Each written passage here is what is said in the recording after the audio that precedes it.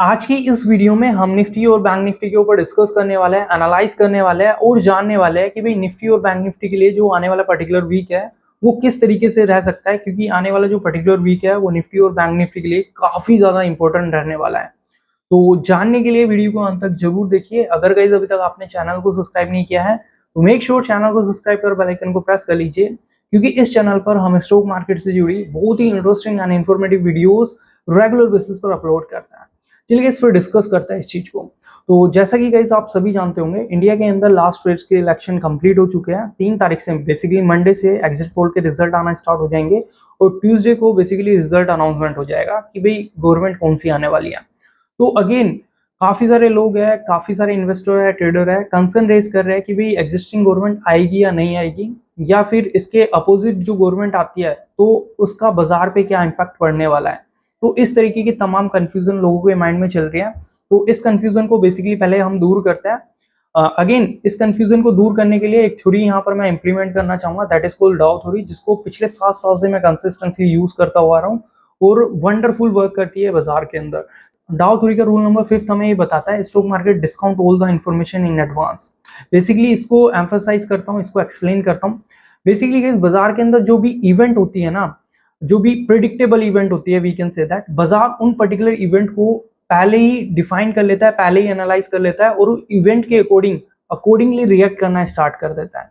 Again इस चीज को थोड़ा पास्ट में लेके चलता है, जैसे कि लास्ट जो बजट था उस दौरान वो पर्टिकुलर बजट काफी ज्यादा पॉजिटिव था। तो आप लोगों ने देखा होगा बाजार के अंदर किस तरीके से उछाल आया था। अगेन पीएसयू शेयर्स हो गए या फिर जिन पर्टिकुलर सेक्टर्स पे एग्जिस्टिंग गवर्नमेंट का फोकस था वो पर्टिकुलर सेक्टर बूम हो गए। अगेन अगर आप थोड़ा और पास्ट में जाओगे, जैसे कि 2019 के इलेक्शन को अगर आप देखते हो तो उस दौरान भी वो क्लियर कट साइन था कि भाई जो एग्जिस्टिंग गवर्नमेंट है, जो रूलिंग गवर्नमेंट है वो अगेन आने वाली है। तो उस दौरान बाजार पीक पे था।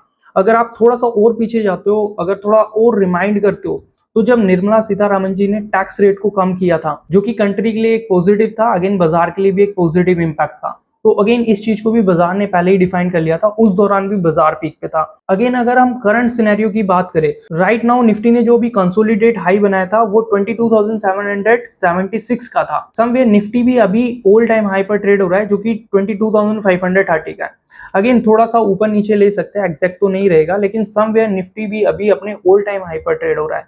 अगेन बाजार भी ये प्रिडिक्ट कर रहा है कि भाई जो एग्जिस्टिंग गवर्नमेंट है ना वो दोबारा से आने वाली है, रूलिंग गवर्नमेंट दोबारा से रूल करने वाली है।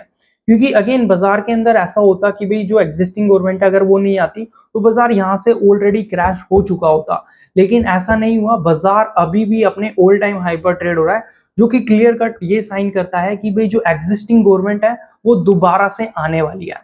ये बात क्लियर हो चुकी है कि भाई मोदी गवर्नमेंट आएगी या फिर अपोजिट गवर्नमेंट आएगी, तो अगेन बाजार ने ये हमें ऑलरेडी बता दिया है। बट अब thing is that existing government अगर फुल मेजोरिटी के साथ आती है तो यहां से बाजार के लिए एक सरप्राइजिंग रहेगा। जैसे कि नारा लग रहा था कि भाई इस बार मोदी जी 400 पार, अगर ऐसा होता है तो बेसिकली यहां से निफ्टी के अंदर 10 से 12% तक की रैली इमीडिएटली देखने को मिल सकती है, जिसके चांसेस काफी कम है। लेकिन अगर ऐसा होता है तो डेफिनेटली निफ्टी के अंदर 10 से 12% तक की रैली इमीडिएटली देखने को मिल सकती है। अब उससे थोड़ा नीचे आ जाता है, अगर एग्जिस्टिंग गवर्नमेंट 350 प्लस सीट के साथ आता है तो अगेन ये भी एक पॉजिटिव इंपैक्ट निफ्टी के ऊपर डालेगा। अगेन 1000 से 1500 पॉइंट तक की रैली इमीडिएटली निफ्टी के अंदर देखने को मिल सकती है। लेकिन अगर 350 से नीचे सीट आती है और 300 के ऊपर सीट आती है तो ये बाजार के लिए कोई शॉकिंग नहीं रहेगा, क्योंकि ये ऑलरेडी डिब्बा बाजार के अंदर डिफाइंड है इस तरीके से। तो ये बाजार के लिए उतना शॉकिंग नहीं रहेगा, बाजार के अंदर इतना कुछ खासा बड़ा मूव नहीं आएगा। लेकिन यहाँ से सीधा जो फोकस होगा इन्वेस्टर्स का, ट्रेडर का, वो सीधा चला जाएगा बजट वाले दिन, जो कि फुल बजट अभी जुलाई के महीने में रिलीज होगा।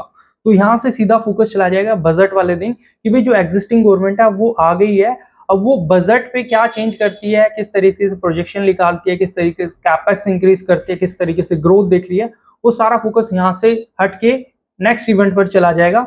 उसी इवेंट को कंसिडर करते हुए उसी तरीके से रिएक्ट करेगा। तो बेसिकली बाजार के अंदर यही 3 सिनेरियो बनने वाले हैं। इन्हीं 3 सिनेरियो के अकॉर्डिंग आपको बाजार के अंदर ट्रेड लेना है। और अगेन मैं तो ये बोलता हूँ गाइज, अगर आप एक ट्रेडर हो ना तो अभी बाजार से थोड़ा सा दूर रहिए, क्योंकि बाजार के अंदर काफी वोलेटिलिटी बनी हुई है। अगेन छोटा कैपिटल ट्रेडर बाजार के अंदर नहीं टिक पाएगा। अगेन बड़ा कैपिटल है तो गो विद इट, लेकिन छोटा कैपिटल है तो अगेन बाजार से दूर रहिए, बाजार के अंदर काफी वोलेटिलिटी बनी हुई है। और अगेन आई सजेस्ट यू, अगर आप एक ट्रेडर हो तो जितना भी बाजार के अंदर डीप आ रहा है किसी भी शेयर्स में या फिर ऑल ओवर इंडेक्स में, तो बाय होना डीप करते हुए चलिए। लॉन्गर टर्म में या फिर जो भी नेक्स्ट एक्सपायरी, फार एक्सपायरी पे आप प्ले कीजिए, पैसा बनेगा।